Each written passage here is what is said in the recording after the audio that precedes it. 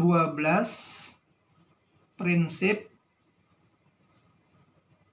implementasi dan aktivitas pembelajaran. Hari kedua, peserta pelatihan model pembelajaran jarak jauh atau belajar dari rumah. Hari Selasa 3 November 2020. Narasumber Ibu Mita. Kita mulai dari pengertian apakah yang disebut dengan prinsip. Prinsip adalah suatu pernyataan fundamental atau kebenaran umum maupun individu yang dijadikan oleh seseorang atau kelompok sebagai pedoman untuk berpikir atau bertindak. Dikutip dari Wikipedia Bahasa Indonesia Ensiklopedia Bebas. Prinsip, sebuah prinsip merupakan roh dari sebuah perkembangan ataupun perubahan dan merupakan akumulasi dari pengalaman atau pemahaman oleh sebuah objek atau subjek tertentu. Prinsip adalah azas kebenaran yang menjadi pokok dasar berpikir dan bertindak. Itu menurut KBBI atau Kamus Besar Bahasa Indonesia. Kemudian, apakah yang disebut dengan implikasi itu? Implikasi adalah keterlibatan atau keadaan terlibat. Implikasi dapat juga diartikan yang termasuk, yang disugestikan tetapi tidak dinyatakan. Menurut KBBI dan menurut KBBI online, implikasi adalah keterlibatan yang termasuk atau tersugesti tetapi tidak dinyatakan. Selanjutnya, apakah aktivitas pembelajaran itu? Aktivitas pembelajaran adalah segala bentuk kegiatan siswa dalam mengikuti pembelajaran. Dalam hal ini, aktivitas siswa selama proses belajar mengajar yang merupakan salah satu indikator adanya keinginan siswa untuk belajar. Aktivitas siswa terlihat melalui perilaku yang terjadi selama proses belajar mengajar. Media Dunia Blogspot 2013. 12 prinsip implikasi dan aktivitas pembelajaran. Mari kita simak satu persatu. Prinsip pertama, proses belajar mengajar harus menyenangkan. Maka prinsipnya adalah respon akan diulang bila akibat yang ditimbulkan menyenangkan. Implikasinya, pembelajaran harus menyenangkan. Pembelajaran merupakan umpan balik yang harus bersifat positif. Aktivitasnya, peserta didik pasti akan mengulang mata pelajaran atau materi yang sudah diajarkan. Apabila sang pengajar menciptakan suasana pembelajaran yang menyenangkan. Kita sebagai teknolog pendidikan harus dapat memfasilitasi pembelajaran agar tercipta pembelajaran yang menyenangkan. Apabila pembelajaran masih belum mau belajar, yang disimpan oleh pengajar atau dapat dipahami oleh peserta didik dengan baik. Kita sebagai teknolog pendidik harus mengevaluasi dan membuat inovasi baru yang dapat digunakan untuk memfasilitasi belajar. Prinsip kedua, proses belajar mengajar adalah pengaruh. Prinsip perilaku belajar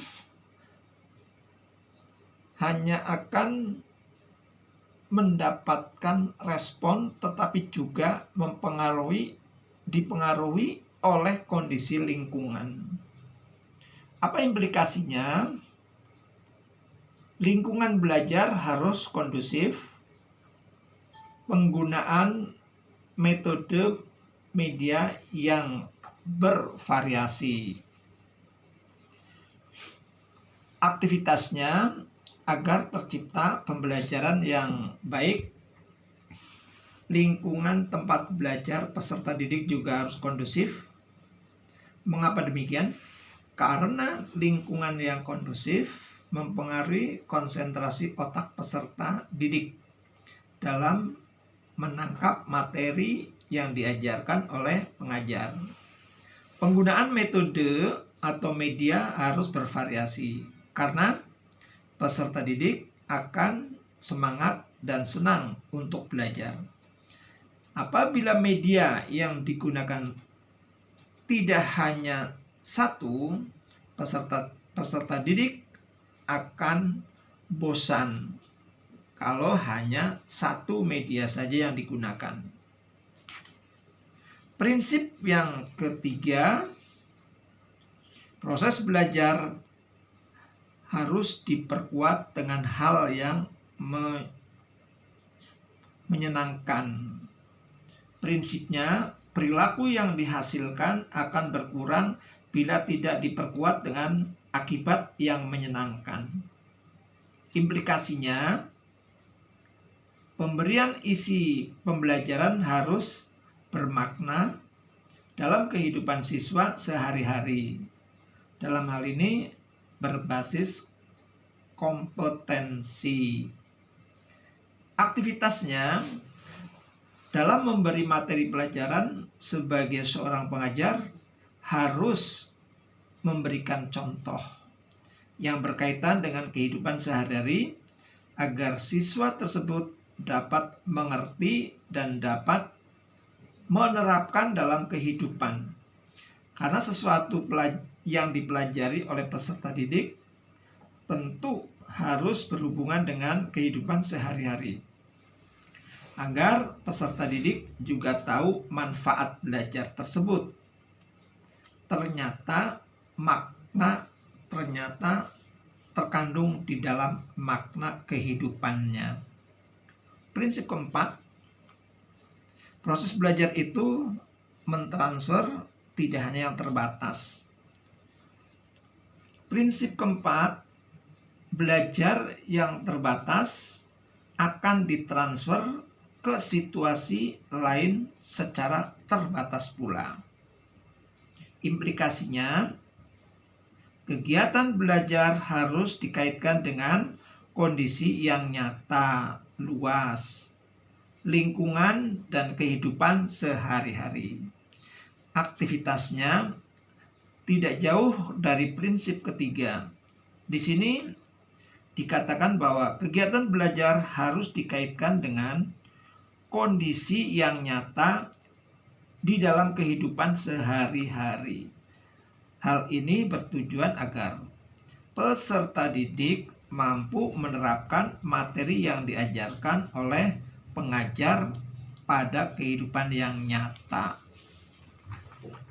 Prinsip Kelima, proses belajar mengajar merupakan sebuah pengelompokan atau generalisasi. Prinsip kelima, belajar menggeneralisasikan dan membedakan adalah dasar untuk belajar yang kompleks. Implikasinya, penyajian materi harus sistematis dan menggunakan contoh maupun non-contoh. Aktivitasnya, dalam pembelajaran, penyajian materi yang disajikan oleh pengajar kepada peserta didik harus sistematis atau teratur. Sesuatu yang sistematis atau teratur akan lebih mudah dimengerti, dan pastinya jika kita belajar yang berurutan tidak membuat kita pusing. Kita belajar harus dari dasar terlebih dahulu sebelum mencapai puncak. Dalam pembelajaran, seorang pengajar saat menjabarkan materi harus memberikan contoh agar peserta didik mengerti tentang materi yang dijelaskan oleh guru atau pengajar tersebut. Prinsip keenam, proses belajar adalah persiapan mutlak. Prinsip keenam, kesiapan mental mempengaruhi perhatian dan ketekunan selama proses belajar berlangsung. Implikasinya, penggunaan media yang bervariasi. Aktivitasnya, saat proses pembelajaran, kita membutuhkan media untuk membantu memfasilitasi pembelajaran. Penggunaan media yang kreatif dan bervariasi sangat dibutuhkan agar siswa tertarik memperhatikan materi yang diajarkan oleh pengajar. Dengan menggunakan media tersebut dapat membantu peserta didik lebih mengerti tentang apa yang diajarkan oleh pengajar. Prinsip ketujuh, proses belajar materi dari yang kecil ke yang besar. Prinsip ketujuh, kegiatan belajar yang dibagi kecil-kecil disertai cara penyelesaian untuk setiap langkah akan mempercepat pencapaian tujuan belajar. Implikasinya, penggunaan buku teks terprogram, modul, dan paket pembelajaran lainnya harus difungsikan. Akibatnya, aktivitasnya penyederhanaan sebuah materi dengan menggunakan media agar pembelajaran dapat menjadi suatu model yang tepat. Proses belajar mengajar harus berjalan sedikit demi sedikit agar proses belajar mengajar memberikan rasa semangat tersendiri, terutama kepada siswa, sehingga mereka terus termotivasi untuk melanjutkan proses belajar. Hal ini dapat didukung dengan penggunaan buku teks yang terprogram, seperti contoh untuk SD disertai gambar, untuk SMA dengan bacaan-bacaan. Prinsip ke-8, proses belajar harus sederhana. Prinsip ke-8, kebutuhan menyederhanakan materi yang kompleks dapat dilakukan dengan menggunakan suatu model. Implikasinya, penggunaan media dan metode pembelajaran secara tepat. Aktivitasnya, menyederhanakan materi yang akan diberi kepada peserta didik sangatlah penting, karena dengan penyederhanaan materi akan mempermudah peserta didik untuk memahami materi yang diberikan. Dengan adanya hal tersebut, maka dibutuhkan analisis masalah untuk menentukan media dan metode pembelajaran yang tepat yang digunakan dalam proses belajar mengajar.